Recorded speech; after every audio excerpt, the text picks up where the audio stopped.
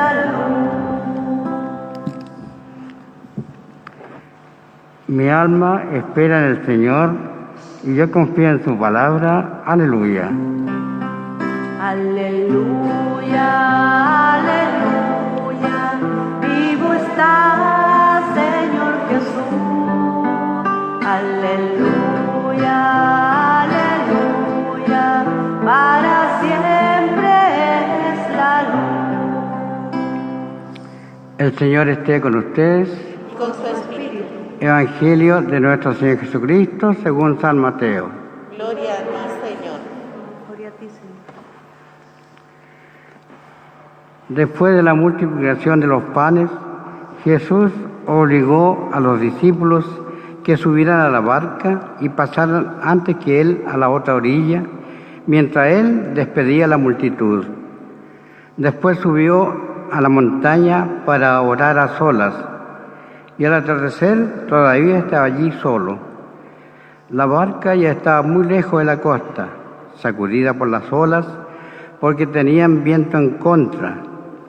A la madrugada Jesús fue hacia ellos, caminando sobre el mar.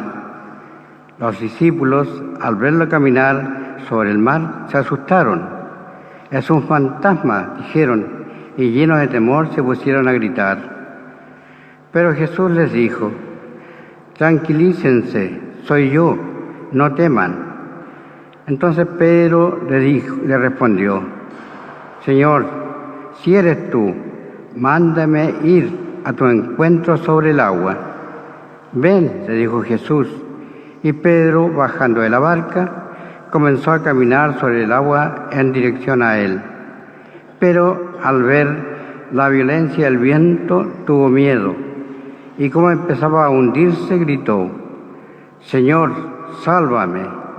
Enseguida Jesús le tendió la mano y lo sostuvo, mientras le decía: «Hombre de poca fe, ¿por qué dudaste?».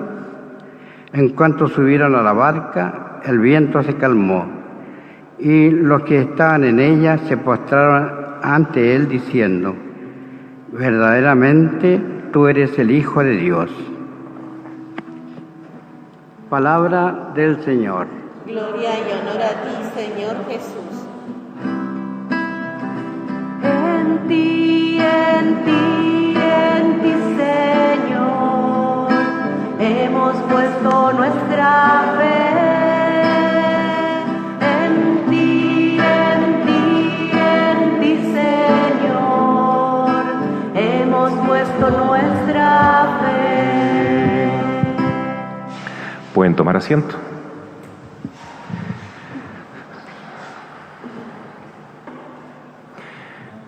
Mis queridos hermanos, el jueves pasado celebrábamos la fiesta de la transfiguración del Señor.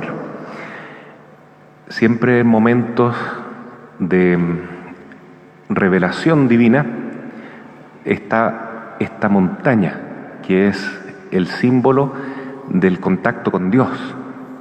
Ya desde la época de Moisés, cuando él subía el monte Sinaí para encontrarse con Dios y recibir las tablas de la ley. Y en esta revelación que Jesús hace en la transfiguración, él se muestra como Dios, con sus vestidos brillantes como el sol, como la luz, y su rostro resplandeciente. Qué bonita visión, qué revelación más hermosa, que fortaleció la fe de Pedro, Santiago y Juan, y a través de su experiencia, de toda la iglesia. En esa oportunidad también Jesús se encuentra con dos personajes del Antiguo Testamento, que son uno precisamente Moisés, que subió al monte Sinaí, y Elías. Elías, que era un hombre, un profeta, el más bien considerado del Antiguo Testamento, que le gustaba mucho la oración, era contemplativo. Se dice que el profeta Elías es el verdadero fundador de los carmelitas. ¿Por qué? Porque él oraba sobre todo en el monte Carmelo. El monte Carmelo yo lo pude visitar en Israel, fue una gracia muy grande. Está ahí la figura del profeta Elías en una cueva, y está presente la Virgen del Carmen también en ese lugar, en ese santuario, y esa cueva mira hacia el mar Mediterráneo, ¿no? Era ahí cuando el profeta Elías miraba esta nubecita que se aparecía como signo de esperanza para concluir con la sequía que había de años y años en Israel. Y él había pedido porque se acabase la sequía. Y él dijo, entonces pensó que esa nubecita representaba la presencia de Dios que viene a liberarnos de nuestros problemas. Y para él, por inspiración divina, era una imagen de la Virgen María. A él se le anunció de antemano, como buen profeta, quién iba a ser la Madre de Dios. Entonces ya es el primer devoto de la Virgen del Carmen. Tenía una serie de discípulos que lo seguían y hasta el día de hoy entonces los monjes hacen oración allá en el Monte Carmelo. Y el Carmelo lo conocemos también hoy día en Chile. Las carmelitas nos han regalado la primera santa chilena, que es Santa Teresita de los Andes. Aquí a la izquierda de ustedes, perdón, a la derecha de ustedes tienen a Santa Teresita de Lisieux o del Niño Jesús, una francesa, también carmelita. Bueno, está Teresa de Ávila, que es la reformadora del Carmelo, y hoy celebramos también la fiesta de una santa carmelita, que es Santa Teresa de la Cruz, más conocida como Edith Stein. Edith Stein era una mujer judía que pasó por varias etapas. Del judaísmo pasó al ateísmo, del ateísmo pasó al feminismo, pero no el feminismo como se conoce hoy, que está lleno de odio, sino un feminismo mucho más sensato. De ahí pasó a la vida cristiana, empezó a tener fe. Después entró esta mujer al Carmelo, pero como era judía, la persiguieron los nazis y se la llevaron al campo de concentración, donde murió en una cámara de gases. Pero ella dejó muchas enseñanzas, muchos escritos, muchos buenos ejemplos, y el Papa Juan Pablo II la nombró patrona de Europa. Entonces esta gran mujer, esta gran santa que hoy celebramos, nos enseña la sabiduría de Elías. Elías, que dice en la primera lectura, escuchamos hoy del libro de Reyes, encontraba la presencia de Dios a través de la oración, a través de la oración. Él subía la montaña. Subir la montaña significa ponerse en disposición de rezar, de encontrarnos con el Señor. Hoy en día subir la montaña es un esfuerzo, ¿cierto? El esfuerzo nuestro, ¿cuál sería? Apagar la radio, apagar la tele, apagar el computador y tomar el rosario en la mano y orar. Eso es subir la montaña, para encontrarnos con el Señor. Entonces dice la lectura primera, muy interesante, que Elías en la montaña sintió 4 cosas. En primer lugar, un huracán, pero dice que no le dio ni fu ni fa, no le importó mucho, pero no estaba Dios ahí, no estaba presente Dios. Después vino un terremoto que sacudió toda la tierra. Tampoco sintió miedo, pero ahí no estaba la presencia de Dios.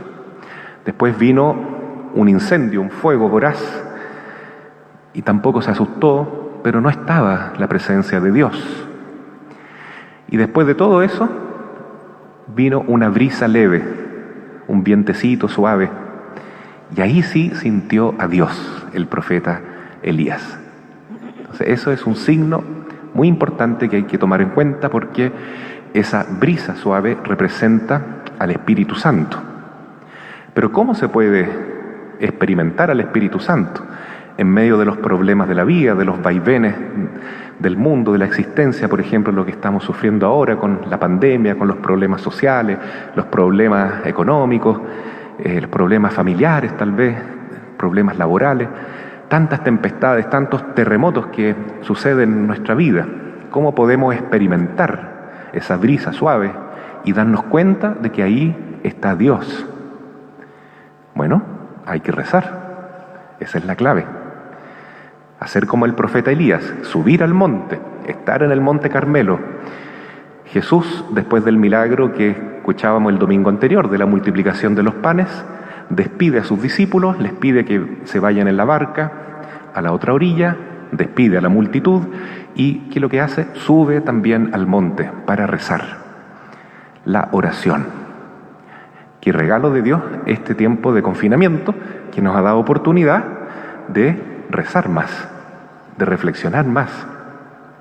A todos nos ha pasado eso, ¿no? Hemos tenido más tranquilidad para meditar la palabra de Dios, para orar, para pensar en la vida, en el mundo, en nuestra vida, en nuestra familia.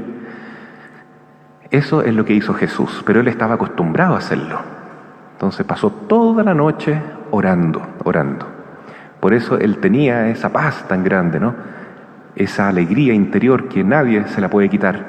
Y nadie nos podría quitar a nosotros la alegría, la paz interior, si tuviésemos esa costumbre de orar. Pero no solamente orar un poquito, un Padre Nuestro, una Ave María, una vez al día, sino que estar en constante actitud de oración, acordándonos siempre de que Dios nos sostiene, de que si Cristo está conmigo, ¿quién contra mí? De que cada respiro de nuestra alma sea un sentir, experimentar el cariño, la protección de Dios. Como decía Santa Teresa de Ávila, que no pasaba un minuto sin que ella se acordase de Jesús, que Jesús la amaba tanto y que ella también lo quería mucho. Entonces, poder rezar, orar siempre, estar con Dios, eso es lo mejor que nos puede suceder, porque nos convierte en hombres y mujeres de fe. Tener fe es mirar el mundo, mirar los problemas, lo que decía la primera lectura, los terremotos, las tempestades, los incendios de la vida, con otros ojos, con tranquilidad, sin temor, sin sentir angustia, sin ansiedad. ¿Por qué? Porque Dios está con nosotros. Si Cristo está conmigo, ¿quién contra mí? El Señor es mi pastor, nada me habrá de faltar. Entonces, la brisa suave es la confianza en Dios. Es la confianza que siente el niño en los brazos de la madre, como vemos en esa imagen, Jesús en el regazo de María. Ojalá todos pudiéramos ver a la madre como nuestra protección, como nuestra fortaleza, nuestro baluarte. En la imagen de la Virgen de Guadalupe recordamos la escena de esta señora que se presenta como una mujer latinoamericana, morena, con su vestidura de princesa azteca, y le dice al indio Juan Diego: hijo mío, no tengas miedo, no estoy aquí yo que soy tu madre, yo estoy aquí, ¿por qué te angustias? Porque él estaba con mucha ansiedad por la posible muerte de su tío, que estaba agonizando. Entonces la Virgen le dice: yo me hago cargo de tus problemas, yo estoy contigo, no tengas miedo. Y en esa misma hora se curó, se sanó el tío de San Juan Diego. Esa fue la primera aparición de la Virgen de Guadalupe. Entonces lo mismo le dice Jesús hoy a los discípulos, que están muertos de miedo porque la tormenta, el viento en contra, amenaza con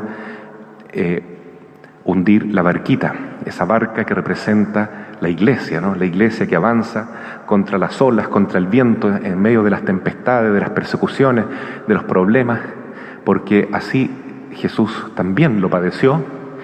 Jesús fue el primero que tomó el Calvario, la cruz como forma de vida, y nosotros en la iglesia también, como cristianos verdaderos, no esperemos que todo va a ser fácil, que tener fe va a ser como caminar en pétalos de rosa. No es así, es también vivir la contradicción, ¿no? Las bienaventuranzas, la alegría de seguir a Jesús, implica todas esas pruebas que Jesús también pasó, pero hay que vivirlas con fe. No escandalizarnos, no sentir tanto miedo. Y Jesús se presenta en medio de la tempestad y le dice a sus discípulos: no teman, yo estoy acá. Lo mismo que la Virgen de Guadalupe: no teman, ¿acaso no estoy aquí con ustedes para protegerlos, para acompañarlos siempre? Entonces eso es lo que hoy Jesús nos quiere inculcar a nosotros, una gran confianza en Él.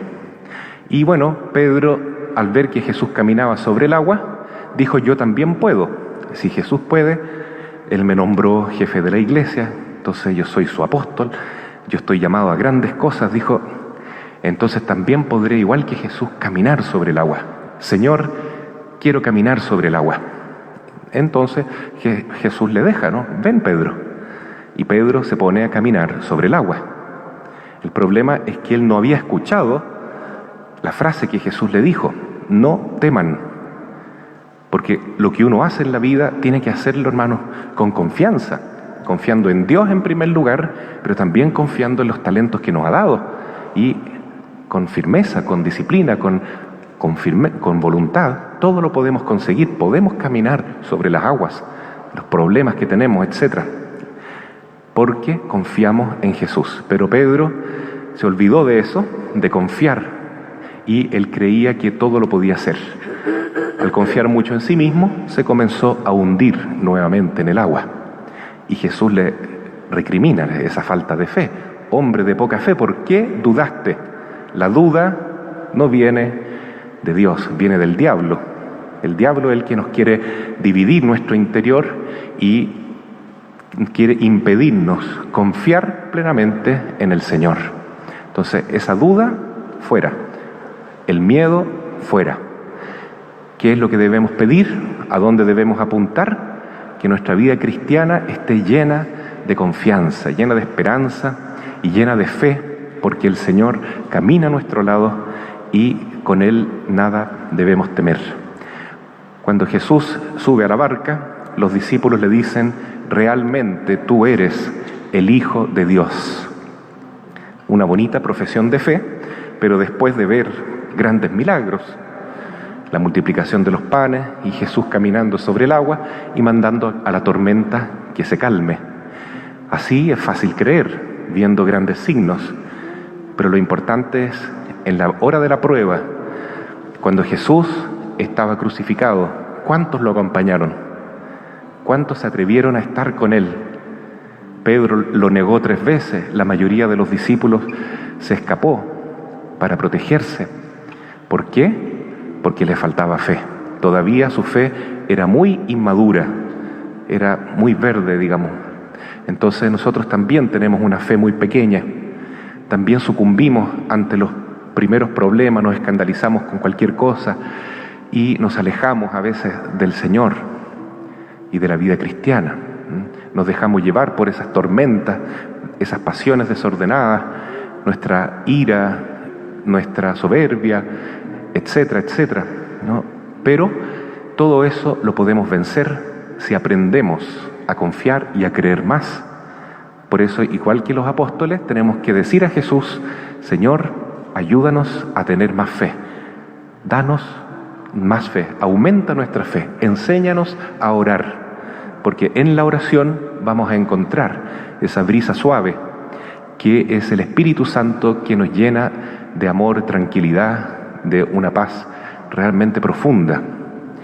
Hoy nosotros miramos la figura de San José, que fue este hombre maravilloso que Dios escogió para que representase al mismo Padre Celestial, a este niño Jesús que vivió en una familia hermosa, una familia unida, llena de amor, pobre pero honrada, una familia muy devota, constituida por San José, que era el jefe de la familia, pero era el menos importante, ¿no? Porque el más importante era el pequeñito, Jesús, Dios, el Hijo de Dios.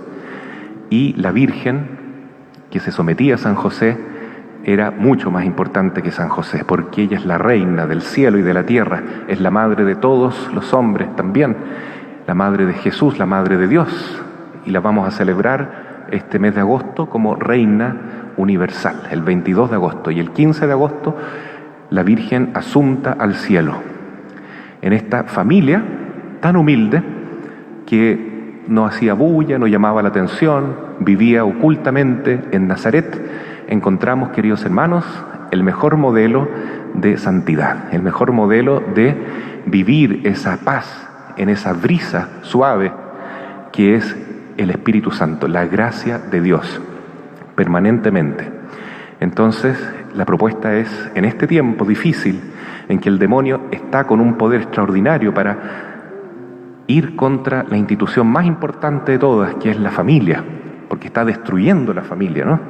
Con tantos antivalores, tantas leyes negativas y tantas acciones que van con el objetivo de destruir, de dividir, de acabar con la familia, como Dios la planeó.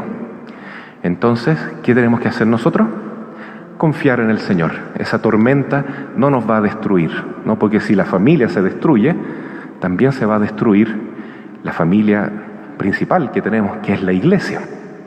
La iglesia es realmente nuestra familia eterna, porque la iglesia, el pueblo de Dios, es finalmente esa comunidad que estará con Jesús por toda la eternidad en el cielo.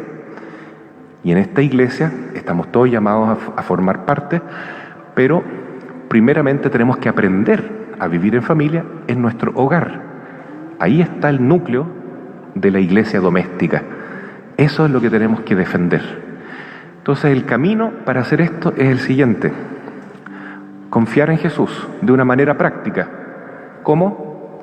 Colocando la imagen de la Sagrada Familia en un lugar visible. En un lugar visible.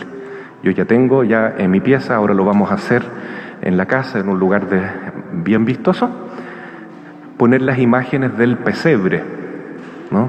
El pesebre, José, María y el niño Jesús.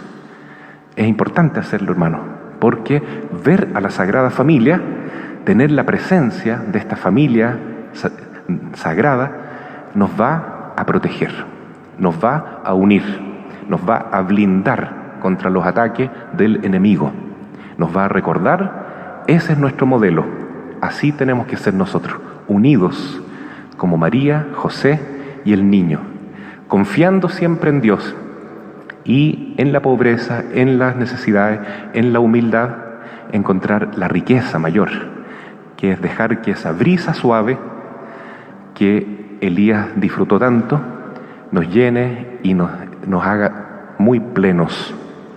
Hay un detalle también en el Evangelio que llama la atención. Cuando Pedro camina en el agua, siente un viento en la cara. Y él interpreta que ese viento es una amenaza, siente miedo. Extraño, porque él es un pescador acostumbrado al mar, a nadar. Pero un simple vientecito, una brisa, lo llena de miedo y se hunde. ¿Por qué? Le faltaba la vida de fe, más oración. En cambio, para Elías, esa brisa suave, leve, era la presencia de Dios. El Señor se hace manifiesto en nuestra vida de tantas maneras, tantos signos, y a veces nosotros no lo vemos, nos asustamos, vivimos llenos de miedo, de angustia y ansiedad, porque por falta de fe, por falta de oración, no logramos discernir estos pequeños signos que son tan importantes porque indican que Dios está con nosotros, que no debemos temer y sí debemos confiar. Por ejemplo, uno ve en las noticias hoy en día que hay una gran ansiedad por el tema económico. ¿Qué va a pasar ahora con nosotros? ¿Qué va a pasar con nuestro futuro, con nuestra previsión, nuestra jubilación, con el día a día, con nuestro trabajo? ¿Vamos a poder comer? ¿Vamos a poder vivir? Hay una gran preocupación, un gran miedo por lo económico. ¿Y por qué de ese miedo? Porque colocamos la confianza en nosotros mismos. Por eso, como Pedro, nos empezamos a hundir en los problemas de la vida y no confiamos en Dios. Yo veía el otro día una noticia en el diario que me llenó de mucha alegría.